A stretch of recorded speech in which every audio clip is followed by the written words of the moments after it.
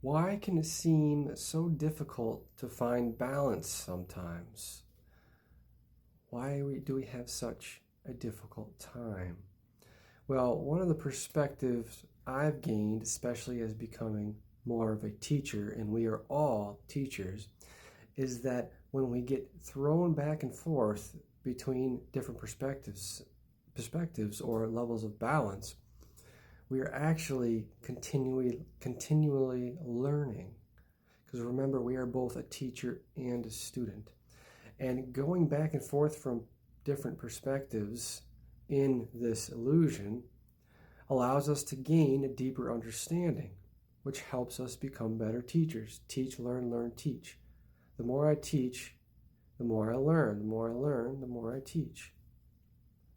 Right? We are all teachers. So, from my experience, getting thrown back and forth between different states of balance, i.e., perspectives as well, allows us to gain deeper understanding and compassion because we have more to learn. Because remember, we are still students. We have more to learn.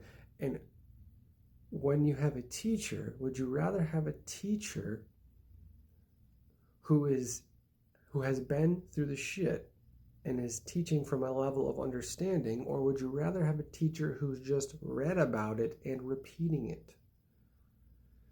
See, this is the kind of the school we are going through.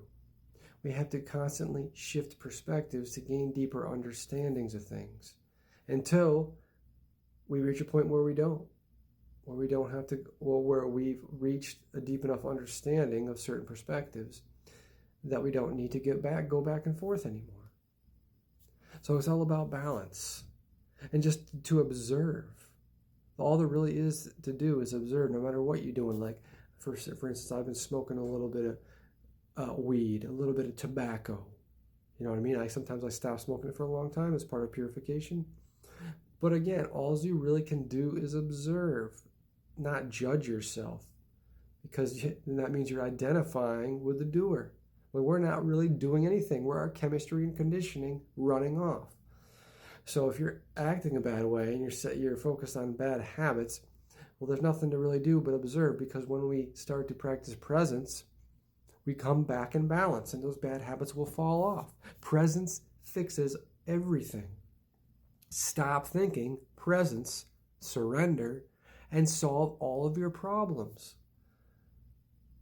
So all there really is to do, again, is to do nothing, like my last video. There is nothing to do but to do nothing. Stop thinking. Solve all of your problems. Presence, that's what presence is being the observer at all times, no matter what's happening, no matter what you think you are doing, think your ego is doing, not becoming attached to the doer, to the actor, to the somebody. That's how we regain balance. And also, we don't got to worry about a thing, because we're not actually doing anything. We're just the observer. Very important. So no matter what you're doing, if you're trying to improve your diet and you're eating something that, you're like, oh, I shouldn't be eating this, there's nothing to even think about. Just observe and practice presence.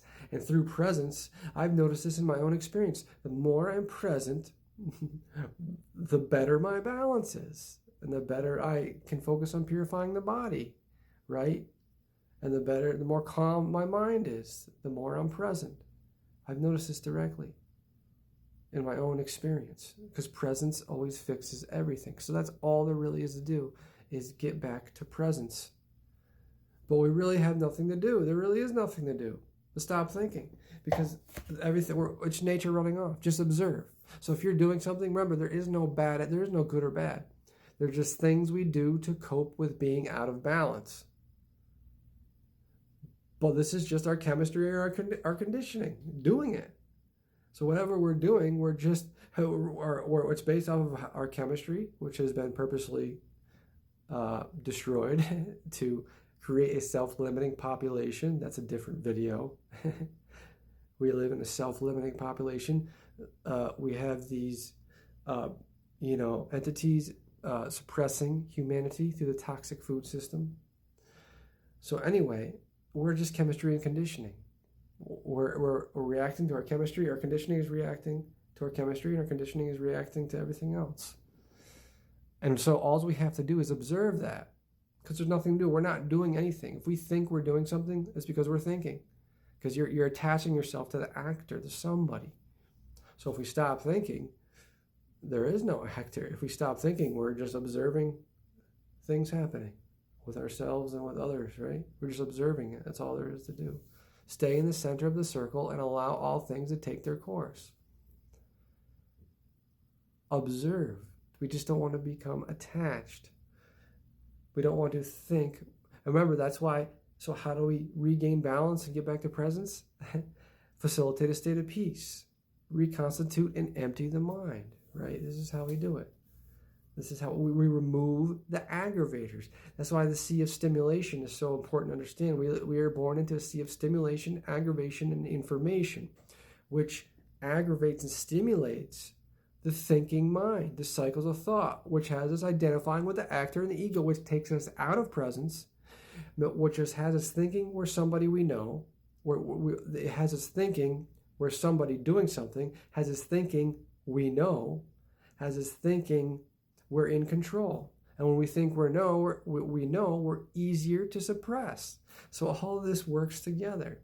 And backing out of it is part of the same cycle. Stop thinking and solve all of your problems. They want to keep us thinking. The illusion wants to keep us thinking, so we're always attached to our ego. And we think we're in control. And we think we know. And we think we're somebody doing something and that things are happening to us, because that's always going to keep us trapped in the illusion. But every moment we practice presence and we stop thinking and we detach from our identification with the somebodyness, the ego, we dissolve the ego. Every moment we're present, we're one with the divine, the cosmic beloved, God. Every moment we are present, we dissolve the ego. And this will bring us back into balance. So again, there's nothing to really do but observe and learn, depending which level we're talking on.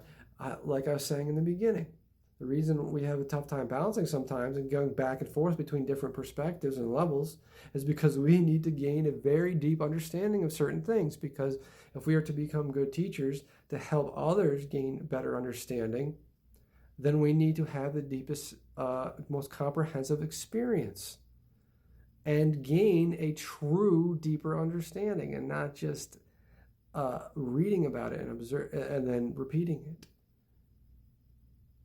So this is why it's so important, and this is a perspective that you might resonate with if it's happening to you. Like, man, I'm getting thrown all over the place trying to balance. But realize we are being shown multiple perspectives in a rapid fashion, and keeping us, and it's allowing us to gain a deeper understanding. Because remember, every second in our lives is a moment for us to gain deeper understanding by practicing presence. We're always moving toward deeper and deeper understanding and emptying and reconstituting the mind so we can create space to allow deeper understanding and better communication with the divine. That's why that is so important. I talk about that all the time.